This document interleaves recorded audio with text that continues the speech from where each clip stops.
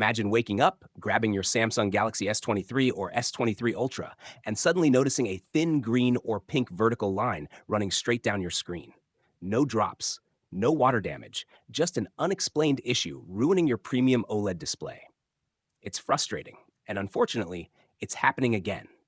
Yes, the infamous green and pink line issue is back, and this time, it's affecting Galaxy S23 series users. Many owners have reported their screens developing this strange vertical line out of nowhere, just like the issues we saw with the Galaxy S20 series. The worst part? Samsung's free screen replacement program has ended, leaving users with an expensive repair bill for a defect they didn't cause. So what's behind this problem? Experts suggest that overheating, internal pixel damage, or OLED panel failure could be the reason.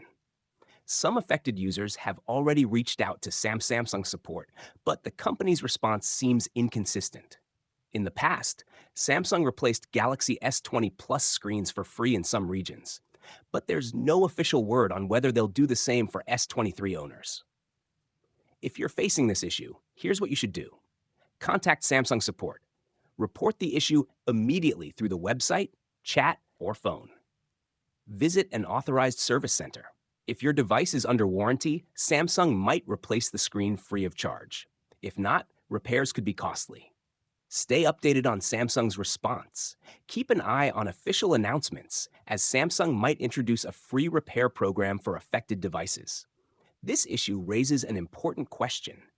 Will Samsung take responsibility and offer free replacements, or will Galaxy S23 users be forced to pay for a manufacturing defect?